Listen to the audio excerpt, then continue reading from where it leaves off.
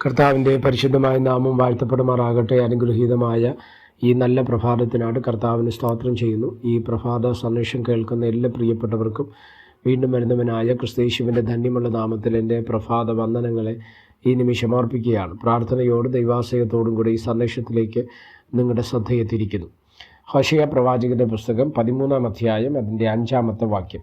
ഞാനല്ലാതെ ഒരു രക്ഷിതാവ് ഇല്ലല്ലോ, ഞാൻ മരുഭൂമിയിൽ ഏറ്റവും വരണ്ട ദേശത്ത് തന്നെ നിന്നെ മേയിച്ചു. ഈ വാക്യങ്ങൾക്കായിട്ട് ദൈവത്തിന് സ്തോത്രം ചെയ്യുന്നു. വളരെ അനുഗ്രഹിക്കപ്പെട്ട ഒരു ചിന്ത നിങ്ങളുമായി പങ്കുവയ്ക്കുവാൻ ഈ പ്രഭാതത്തിൽ ഞാൻ കർത്താവിൽ ശരണപ്പെടുകയാണ്. ശ്രദ്ധിച്ചേ, ഇവിടെ പറയുന്ന എഫ്രൈമിനെ കുറിച്ചുള്ള ചില ചിന്തകളാണ് ഈ ഭാഗങ്ങൾക്കകത്ത് നമുക്ക് മനസ്സിലാക്കുവാൻ തക്കവണ്ണം കഴിയുന്നത്. എന്താണ് എഫ്രൈമിനെ കുറിച്ച് പറയുന്നത്?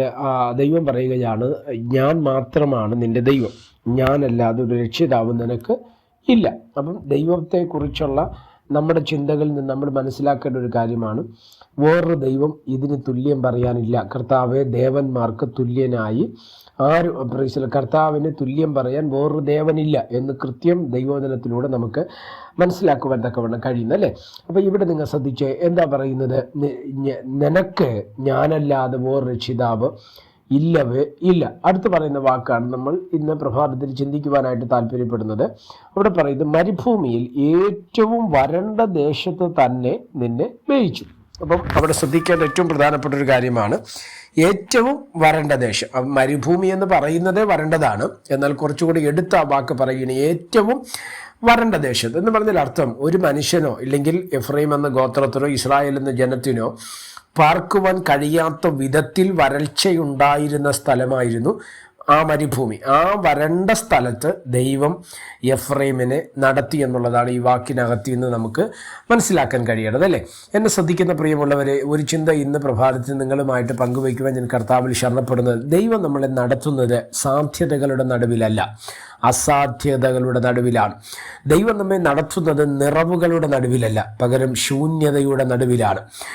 വരണ്ട സ്തോത്രം നനവുള്ള ഫലമുള്ള തലങ്ങളിലല്ല ദൈവം നമ്മളെ നടത്തുന്നത്, പകരം വരൾച്ചയുള്ള ഒരു സാധ്യതകളുമില്ലാത്ത സകലവും ശൂന്യമായ ഒരു ക്രമീകരണങ്ങളും സ്തോത്രം ലഭ്യമാകുമെന്ന് ചിന്തിക്കാത്ത സ്ഥലങ്ങളിലൂടെ, അങ്ങനെയുള്ള മേഖലകളിലൂടെ ദൈവം നമ്മെ നടത്തുവാൻ തക്കവണ്ണം ശക്തനെന്ന് തിരുവചനം നമ്മളെ വ്യക്തമായി പഠിപ്പിക്കുകയാണ്. എന്നെ ശ്രദ്ധിക്കുന്ന ദൈവമക്കളോട് ഈ പ്രഭാതത്തിൽ ഞാൻ പറയുവാൻ ആഗ്രഹിക്കുന്ന ഒരു ചിന്തയാണ്, സ്തോത്രം മരുഭൂമിയുടെ മണ്ണിൽ വരണ്ട ദേശത്ത് നമ്മെ നടത്തുവാൻ കഴിയുന്ന ഒരു ദൈവത്തെയാണ് നമ്മൾ സേവിക്കുന്നത്, അല്ലേ? പലപ്പോഴും അത് പ്രതികൂലമായും പ്രതിസന്ധിയായും നമുക്ക് എങ്ങനെ മുന്നോട്ട് പോകുമെന്ന് ചിന്തിക്കുന്ന തരത്തിലുള്ള മുഖരിതമായ അവസ്ഥകൾ നമ്മുടെ ജീവിതത്തിനകത്ത് കടന്നു വരുന്നാൽ അതിന് നടുവിൽ നമ്മളെ വിട്ടുകൊടുക്കാതെ ദൈവത്തിൻ്റെ കൃപയിൽ നമ്മൾ ഒരുമിച്ച് ആശ്രയിപ്പാൻ തയ്യാറായാൽ നിശ്ചയമായിട്ടും ദൈവത്തിൻ്റെ കരം നമുക്ക് വേണ്ടി അനുകൂലമായി വെളിപ്പെടുക തന്നെ ചെയ്യും. അതുകൊണ്ട് അസാധ്യതകൾ, പ്രതികൂലങ്ങൾ, മരുഭൂമിക്ക് സമാനമായ